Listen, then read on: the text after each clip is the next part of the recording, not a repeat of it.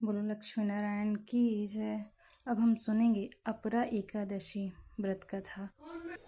यह एकादशी 13 मई 2026 को पड़ रही है।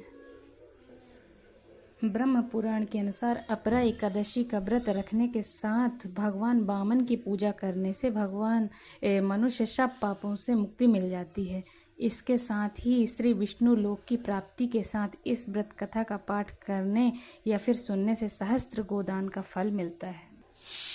हर साल ज्येष्ठ मास के कृष्ण पक्ष की एकादशी तिथि को अपरा एकादशी का व्रत रखा जाता है। इसे अचला एकादशी भी कहा जाता है। इस दिन भगवान विष्णु की विधिवत पूजा करने के साथ व्रत रखने का विधान है। मान्यता है कि इस व्रत को रखने से कई गुना अधिक पुण्य फलों की प्राप्ति हो सकती है। इस एकादशी के महत्व के बारे में स्वयं श्री कृष्ण ने धर्मराज युधिष्ठिर को बताया था।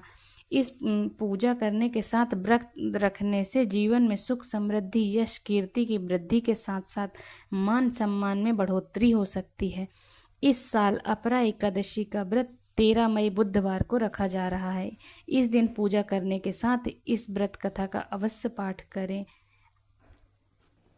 चलिए सुनते हैं अपरा एकादशी की संपूर्ण व्रत कथा।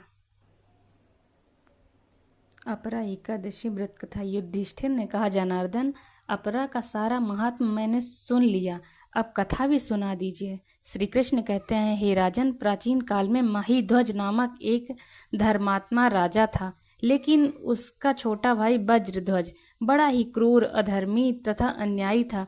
वह अपने बड़े भाई से द्वेष रखता था। इस दिन द्वेष भाव से एक दिन रात्रि के समय छोटे भाई ने अपने बड़े भाई की हत्या कर दिया और उसकी देह को एक अंजलि पीपल के नीचे गाड़ दिया। इस अकाल मृत्यु से राजा प्रेतात्मा के रूप में उसी पीपल पर रहने लगा और अनेक उत्पात करने लगा। एक दिन अचानक धौम नामक ऋषि उधर से गुजरे। उन्होंने प्रेत को देखा और तपोबल से उसके अतीत को जान लिया। अपने तपोबल से प्रेत उत्पात का कारण समझा। ऋषि ने प्रसन्न होकर उस प्रेत को पीपल के पेड़ से उतारा तथा परलोक विद्या का उपदेश दिया।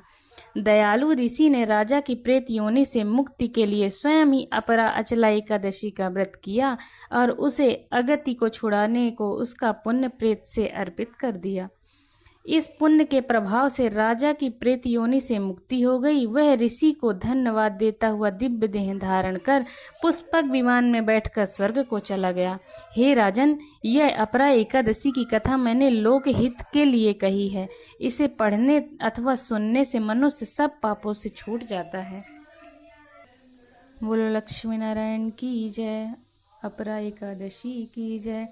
यदि आपको ऐसी ही कथाएं सुनने के लिए लाइक शेयर सब्सक्राइब जरूर करें और कमेंट में ज़रूर बताएं।